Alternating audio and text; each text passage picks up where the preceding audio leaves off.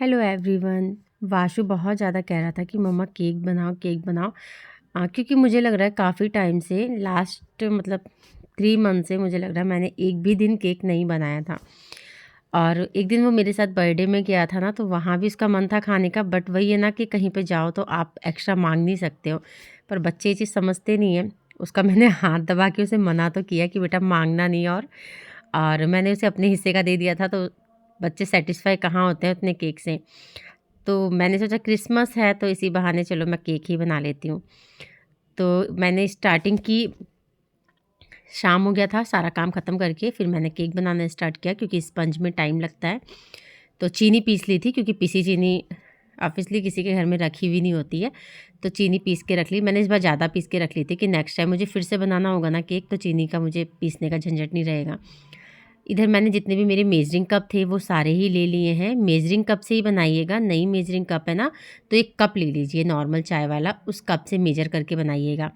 तो मैंने 1 कप लिया है मैदा, हाफ कप लिया है चीनी, और 1/4 कप हम लेंगे रिफ़ाइंड ऑयल। आप रिफ़ाइंड ऑयल की जगह पे बटर भी ले सकते हैं, बट इस टाइम पे सर्दियों पे बटर हमेशा मतलब टाइट ही रहता है, तो इसलिए मैंने रिफ़ाइंड ऑयल लिया। और 1 कप ही हमको मिल्क लेना है। तो मैंने क्या किया ना, कटोरी में पलट दिया कप वाला जो मैदा था, और इस कप में मैंने दूध ले लिया।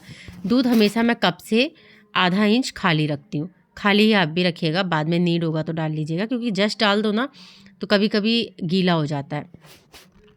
अब ये हमारा केक टिन है। आपके पास अगर केक टिन नहीं है तो कोई भी आपके पास एल्युमिनियम का बाउल होगा ना, तो बाउल में बना लीजिएगा। नहीं तो स्टील का होगा ना, तो देखिएगा हैवी स्टील हो।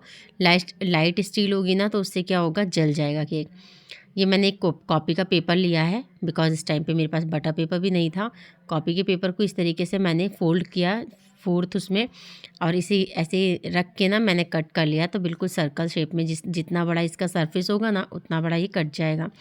अब इसमें मैंने फिर से ऊपर से बटर, मतलब बटर या रिफाइंड ऑयल आप कुछ भी लगा दीजिए। मैं रिफाइंड ऑयल ही लगाती हूँ हमेशा। इसको साइड रखते हैं, ये काम सबसे पहले कीजिएगा, उसके बाद ही सारे काम कीजिएगा। और 1 कप मिल्क में हम डालेंगे 1 टेबल स्पून विनेगर। विनेगर से क्या होता है ना, ये जो मिल्क है हमारा, ये बटर मिल्क में चेंज हो जाएगा। इसमें हल्का सा फट जाएगा ये, तो उसको हम बटर मिल्क बोलते हैं। इसमें हमने डाला 1/4 कप रिफाइंड ऑयल, फिर अच्छे से मिक्स किया। फिर उसके बाद शुगर ऐड की, शुगर को भी अच्छे से मिक्स कर लेना है। एक एक स्टेप अगर आप फर्स्ट टाइम बनाना चाह रहे हैं ना, एक एक स्टेप को अच्छे से समझ के ही बनाइएगा, क्योंकि फर्स्ट टाइम में केक आप जितना भी समझ के बनाएंगे ख़राब हो जाएगा। इसलिए केयरफुली ही आपको काम करना है। अब मैंने लिया है 1 कप मैदा, इसमें डालेंगे हम 1 टेबल स्पून बेकिंग पाउडर और half tablespoon baking soda. 1 tablespoon baking powder और half tablespoon baking soda. Size आप देख सकते हैं चम्मच का। अगर आपके पास ये वाला स्पून नहीं है मेजरिंग वाला, आप किसी भी नॉर्मल चम्मच से आप नाप सकते हैं। 1 चम्मच के जो आगे का हिस्सा होता है ना, उससे लीजिए, वो आपका 1 स्पून माना जाएगा, और उसका आधा हाफ़ टेबल स्पून माना जाएगा। अब ड्राई इंग्रेडिएंट्स जितने भी होते हैं ना, आपको हमेशा छान के लेने हैं। भले वो छना हुआ होता है, बट फिर भी आपको छान के ही लेना है। और मैंने विस्कर की हेल्प से मिक्स किया है। आप स्पैचुला से भी कर सकते हैं, बट ना मैं हमेशा इस विस्कर से ही करती हूँ। बिकॉज क्या होता है ना, विस्कर से करने में अच्छे से मिक्स होता है, लम्स नहीं बनते हैं, और स्पैचुला से ना हमेशा लम्स बन जाते हैं। तो आपको ऐसे फोल्ड एंड कट मेथड से इसको मिक्स करते रहना है। लास्ट में इसमें आपको डालना है एसेंस। जिस भी फ्लेवर का आप बना रहे हैं, तो आप उस फ्लेवर का एसेंस ऐड कर दीजिए। मैंने पाइनएप्पल डाला है। नहीं कोई फ्लेवर है ना, तो आप वनीला फ्लेवर का ले आइए और उसको परमानेंट रखिए। कोई भी केक बनाइए, वनीला फ्लेवर डाल दीजिए, बेस्ट रहता है। थोड़ा सा फूड कलर डाला मैंने येलो, क्योंकि पाइनएप्पल पे था, थोड़ा येलोश दिखेगा तो अच्छा लगेगा देखने में, इस वजह से मैंने बहुत थोड़ा सा डाला। इसका जो देखिए फ्रीक्वेंसी जो है ना इस बैटर की, बिल्कुल ऐसी चाहिए। इसे हम कहते हैं रिबन फ्रीक्वेंसी। ऐसी ही आपको चाहिए। अब इसको टैप टैप करना है। टैप टैप इसलिए किया जाता है जिससे कि अंदर जितने भी बबल्स हों वो निकल के बाहर आ जाएं और केक अच्छे से राइज हो। अब मैंने जो भगोना है उसे 5 मिनट पहले ही चढ़ा दिया था। तो हमें क्या करना है, 5 मिनट हमें इसे हाई फ्लेम पे चढ़ने रहने देना है। उसके बाद इसे लो फ्लेम पे कर देना है। पूरा टोटल हमें इसे 35 to 40 मिनट तक पकाना है। और केक बनाते समय ना किचन बहुत ज़्यादा हौच पौच होती है। बट ठीक है, बच्चे मन से खाते हैं, घर का फ्रेश खाते हैं, इसलिए इतना करना तो बनता है। और मुझे मतलब फैला किचन बिल्कुल भी नहीं पसंद, तो मैं तुरंत क्लीन करती हूँ। और इसके साथ हमारे यहाँ बन रहा था फ्राई राइस और चिली पनीर। मैंने उसका भी रेसिपी शूट किया है, मैं किसी और दिन आप सभी के साथ शेयर करूँगी। अब आपको एक टूथपिक लेना है या नाइफ़ लेना है 40 मिनट के बाद, और इसमें इंसर्ट करना है। अगर लग के नहीं आ रहा है बैटर, मतलब पक चुका है। अगर लग के आ रहा है तो पकने दीजिए, लेकिन 30 मिनट पहले आप कभी भी केक को मत चेक करिएगा, 30 मिनट के बाद ही चेक करना। केक तो मेरा मतलब स्पंज तो मेरा बन चुका है। अब मुझे क्रीम व्हिप करनी है, इसलिए क्योंकि कल है क्रिसमस और कल ही मुझे इस केक को रेडी करना है। बट ऐसा हो नहीं सकता, केक एकदम से रेडी नहीं होता है, इसलिए सारी ही तैयारी रात में करके रखूँगी और सुबह मॉर्निंग में उठ के मैं फट से पहले केक बनाऊँगी, क्योंकि उसके बाद मुझे टाइम नहीं मिलता है। फिर अब मैंने लिया है व्हिपिंग क्रीम। व्हिपिंग क्रीम बहुत ही ईज़िली आपको किसी भी सुपरमार्केट में मिल जाता है, और इसे हम व्हिप कर लेंगे। पहले आपको स्टार्टिंग के 5 मिनट व्हिप करना है 2 नंबर पे, उसके बाद 5 मिनट व्हिप करना है आपको 5 नंबर पे। तो स्टार्टिंग के 2-3 मिनट 4 मिनट तो मैं 2 नंबर पे व्हिप करती हूँ, उसके बाद सीधे मशीन को 5 नंबर पे करती हूँ। जब ये ऐसा हो जाए ना, देखिए कि इसमें जो ऊपर पहाड़ जैसे बन रहे हैं ना, जब ये बनने लगेंगे तो समझ लीजिए बहुत अच्छे से हमारी क्रीम व्हिप हो चुकी है। और जो जब तक वो पहाड़ गिरता रहेगा तब तक समझिए व्हिप नहीं हुई है। अब देखिए मैं भगोने को पलटूंगी, ये नहीं गिरेगा क्योंकि इतना सॉफ्ट, इतना लाइट वेट हो गया है ना, गिरने का कोई चांस नहीं है। व्हिप क्रीम भी ढक के मैंने रख दिया फ्रिज में। अब मैंने 2 चम्मच चीनी लिया है, उसमें 3-4 चम्मच पानी ऐड करेंगे और चीनी को घोल लेंगे। इसको भी मैं अभी रख दूँगी। ये सारा काम मैं रात में कर ले रही हूँ, जिससे मॉर्निंग में ईज़िली मैं इन सब चीज़ों को मुझे ना करनी पड़े और मैं ईज़िली केक को बना सकूँ। अब मैंने केक को डीमोल्ड कर दिया है, और नीचे जो हमने कॉपी का पेपर लगाया था ना, इसको हम हटा देंगे।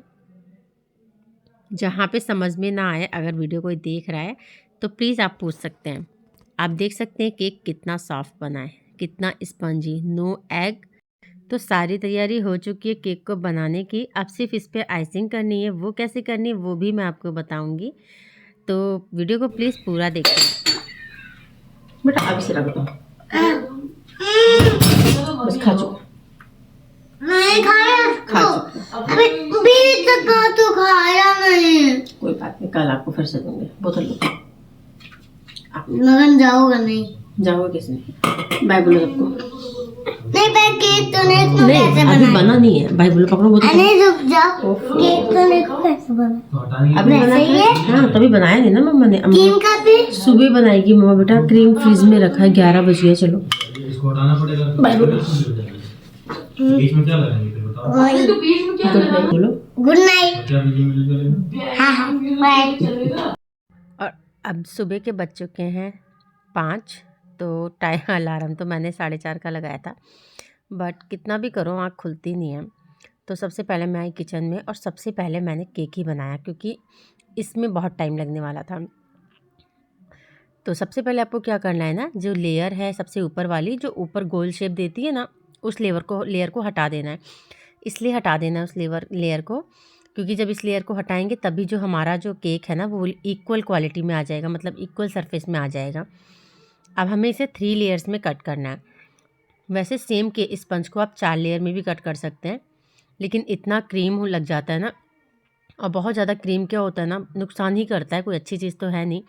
अगर किसी को देना होता है तब तो मैं क्रीम एक्सेस में लगा देती हूँ, लेकिन जब घर के लिए बनाना होता है ना, तब उस टाइम पे मैं क्रीम कम से कम ही यूज़ करती हूँ। और ये जो मैंने चीनी का पानी घोल के रखा था ना, आपको उससे क्या करना है, जो बीच वाला लेयर निकलता है ना सबसे नीचे, उसको रखना है आपको। और जो ये हमने शुगर सिरप बनाया है, इससे आपको पूरा कोट करना है। इससे क्या हो जाता है, जो हमारा स्पंज है वो काफ़ी टाइम तक, लॉन्ग टाइम तक सॉफ्ट रहता है, ड्राई नहीं होता है, और खाने में भी सॉफ्ट लगता है। अब जो हमने क्रीम व्हिप करके रखी थी उसको पूरे सरफेस पे फैला देंगे। इसके बाद मैंने इस पे डाला है, ये क्रश है, पाइनएप्पल क्रश। अगर आपके पास पाइनएप्पल क्रश नहीं है तो आप इसके बगैर भी बना सकते हैं, लेकिन जब रहता है तो मैं डाल देती हूँ। अब इसके बाद जो सबसे ऊपर वाली लेयर थी ना, उसको मैंने रख दिया है, और इस पर वापस से हम शुगर सिरप डालेंगे। फिर उसके बाद हमने फिर से क्रीम डाली है इस पर, क्रीम को फैला के फिर हमने इस पर अगेन क्रश डाला है। तो ये मेरा पाइनएप्पल क्रश है, तो इसको लगा दिया। और जो सबसे नीचे वाली लेयर होती है ना, उसको उल्टा करके हमको सबसे ऊपर रखना है। क्यों रखना है? क्योंकि ये बिल्कुल चिकनी होती है, पूरा शेप होता है इस पर, क्लीन शेप। इसलिए इसको हमको सबसे ऊपर रखना है। फिर से इसके ऊपर भी शुगर सिरप डालना है। ध्यान रखिएगा शुगर सिरप हिसाब से ही डालिएगा, ऐसा ना हो कि नीचे से बहने लगे। तो इतना ही डालना है कि जितना सोक कर ले। वैसे जितना मैंने बनाया था उतना इनफ होता है एक 1 kg केक के लिए। और फिर इसको भी मैंने क्रम कोट करके रख दिया। जो हम ये नॉर्मल सी कोटिंग करते हैं ना, इसे हम क्रम कोट बोलते हैं। मेरा जो वो है ना टर्निंग टेबल, वो मिल नहीं रहा था, तो मैंने भगोने के ऊपर था प्लेट रख के ना उसी के ऊपर बना लिया था। तो अगर आपके पास टर्निंग टेबल नहीं है तो आप इस तरीके से बना सकते हैं। और अगर आप सीखना चाहते हैं ना केक बनाना, कि मेरा मतलब होता है ना, बहुत लोगों का मन होता है केक बनाने का, बट सामान बहुत कॉस्टली आता है, बना नहीं पाते, तो स्टार्टिंग कीजिए, मीशो से मंगा लीजिए। 300 साढ़े 300 रुपये का बहुत अच्छा मिल जाता है, मतलब सीखने के लिए। अब मैंने पाइपिंग बैग लिए हैं, ये भी मैंने मीशो से ही मंगाए थे। इस पाइपिंग बैग में पूरी क्रीम आपको भरनी है और ऐसे राउंड राउंड करते जाना है। देखिए जो लोग परफेक्ट हो जाते हैं ना केक बनाने में, तो वो लोग तो फटाफट कर लेते हैं, स्पैचुला से ही क्रीम यूज़ करते हैं। बट अभी हम लोग परफेक्ट नहीं है, हमें परफेक्ट बनने में बहुत समय लगने वाला है। तो इसलिए पाइपिंग बैग का इस्तेमाल करें, क्लीन आता है शेप भी, और क्रीम भी कम लगता है, वेस्टेज नहीं होता, पूरे इक्वल शेप में आता है। तो मैंने इस तरीके से चारों तरफ फैला दिया है। आपको थोड़ा सा रुक रुक के दिख रहा होगा, मैंने स्पीड लगा दी थी क्योंकि बहुत लंबा नहीं तो वीडियो जा रहा था। अब इसे क्या करना है, नाइफ़ लेना है आपको, उससे हल्के हाथों से जो भी आपका टर्निंग टेबल है उसको राउंड राउंड घुमाते रहिए और नाइफ़ को एक जगह पे स्थिर रखिए। नाइफ़ को एक जगह पे स्थिर रखिए, बाकी टेबल को घुमाते रहिए, वो अपने आप ही धीरे धीरे क्लीन होता चला जाएगा। बहुत ज़्यादा क्लीन अभी मुझसे भी नहीं होता है, क्योंकि मुझे भी अभी बहुत अच्छे से नहीं बनाना आता है, बस जितना आता है उतना मैं आपको सिखा दे रही हूँ। ये मेरा पूरा मतलब परफेक्ट आइसिंग हो गई है। परफेक्ट तो नहीं बोल सकते, बस मेरे हिसाब से परफेक्ट है। अब मैंने थोड़ा सा क्रीम लिया, इसमें मैंने रेड कलर डाला, ये जेल कलर। ये भी आपको नॉर्मली जहाँ पे व्हिपिंग क्रीम मिलेगा ना, वहीं पे आपको सुपरमार्ट में ये सारे जेल कलर भी मिल जाएंगे। हमेशा ध्यान रखिए जेल कलर ही यूज़ करिए, क्योंकि जेल कलर जो होते हैं ना, क्रीम को बहुत ज़्यादा सॉगी नहीं बनाते हैं। और जो लिक्विड कलर होते हैं ना, क्रीम वैसे ही मेल्ट होती है, वो बार बार लिक्विड कलर पड़ने से और ज़्यादा मेल्ट होने लगती है और कलर भी अच्छे से नहीं आता है। तो अब क्या करना है, मैंने जो उसके ऊपर कैप बनाई थी ना सेंटा क्लॉज की, वो बना दी और वीडियो ऑन करना भूल गई, तो वो मैं नहीं दिखा पाई आपको, आई एम सॉरी। देखिए ये कैप मैंने बनाई थी, ये मैं नहीं दिखा पाई। अब मैंने दूसरा नोज़ल लगाया, उसके बाद फिर से पाइपिंग बैग में क्रीम भरी और उससे मैंने इस तरीके से डिज़ाइन बना दिया। ईज़ी है ये वाला डिज़ाइन भी, जो मैंने ऊपर कैप बनाई है वो भी बहुत ईज़ी है। नोज़ल दूसरे तरीके का डाल के मैंने बनाया था। और ये पता है लोकल ब्रांड नोज़ल था, तो इन पे नंबर नहीं लिखा है कि कौन से नंबर का नोज़ल है, तो मैं आपको बता भी नहीं सकती हूँ। बट ये नोज़ल भी आपको उसी सेट में मिलेंगे जो आप मतलब मीशो से मंगाएंगे ना, या फ्लिपकार्ट से, कहीं से भी मंगा लीजिए, उसी पे मिलेगा।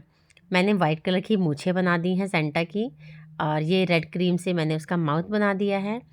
और इसके बाद आइज़ बनाना, ये जो थोड़ी सी रेड क्रीम बच गई थी, तो मैंने साइड में फिर से बॉर्डर बना दिया, जिससे जो उसका फेस है अच्छे से दिखाई दे।